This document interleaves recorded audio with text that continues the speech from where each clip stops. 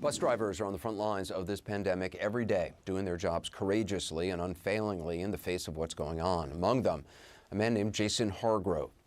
He was 50 years old. He was a bus driver in Detroit. On March 21st, he was driving the city bus when a woman got on and coughed multiple times, not even trying to cover her mouth, according to him.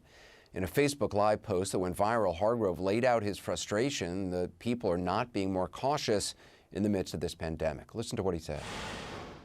Hey, look, listen, man, let me tell you something.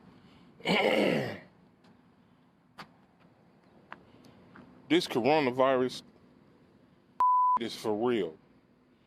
And we out here as public workers doing our job, trying to make an honest living to take care of our families.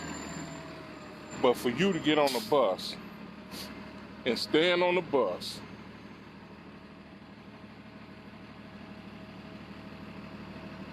and cough several times without covering up your mouth, and you know that we in the middle of a pandemic, that lets me know that some folks don't care, utterly don't give a excuse my language, but that's how I feel right about now. For a grown person in her late 50s, early 60s to stand on the bus and cough 4 and 5 times without covering up your mouth, and you know we in the midst of a mother crisis with this coronavirus, I am pissed the off. I ain't blaming nobody. I ain't blaming nobody but the woman that did that. I ain't putting the fault on nobody else. For us to get through this and get over this, man, y'all need to take this serious. It's folks dying from this. Listen, it's folks dying out here.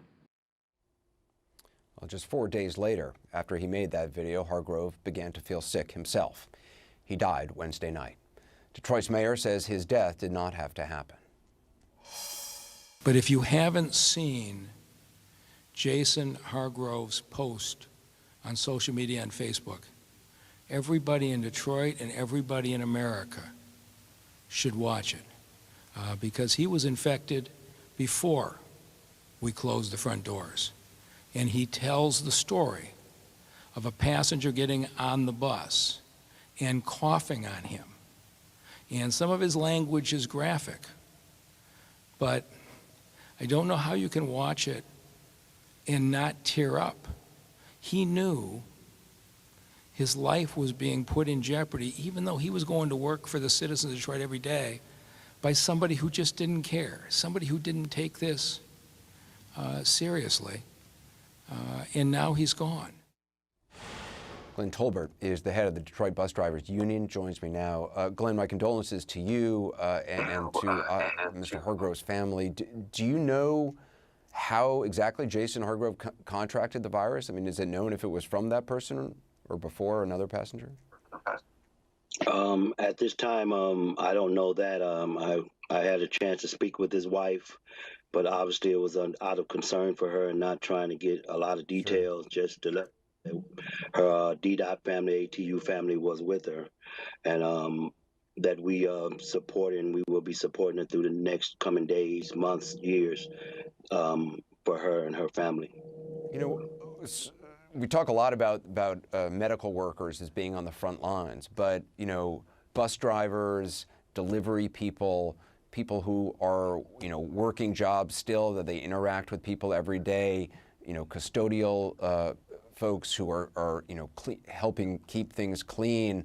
I mean, these are the people who are also on the front lines just as much as the medical personnel in a pandemic like this. What do you want people to know about what bus drivers are facing? Well, what I would say then, thank you, Mr. Anderson, for this opportunity. That Brother Jason, transit workers all over the United States and Canada, my ATU brothers all over, we're hearing this all over. I would submit to you that we see more sick people than any doctor, that we are the first responders before the first responders, because we pick up the sick taking them to the hospitals. We pick up the grocery workers, but we're never in that conversation.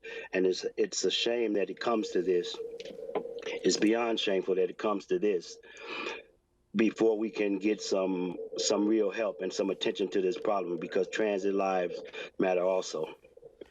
Are bus drivers given masks or gloves or anything? Well, I'll say on the 17th of March, my membership had enough.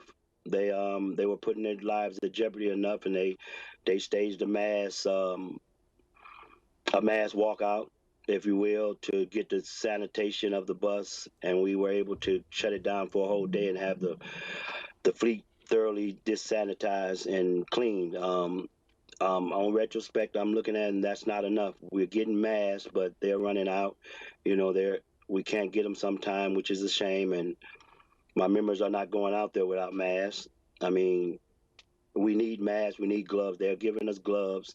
It did take the shutdown to get that, but we are doing some things now, which is shameful that the people that are, you know, that are entrusted to protect our lives when we go to work every day, that it has to come to something for Brother Jason Hargrove to pass. And my other 7 ATU union members around the country and Canada to pass before we do something about this pandemic. Oh, Glenn Tolbert, I appreciate what you're doing, and we'll keep in touch. And I'm not going to make the same mistake of not recognizing all those folks who are really on the front lines of this. It's the front lines are now everywhere in a lot of places, and I appreciate all you're doing. Thank you very much.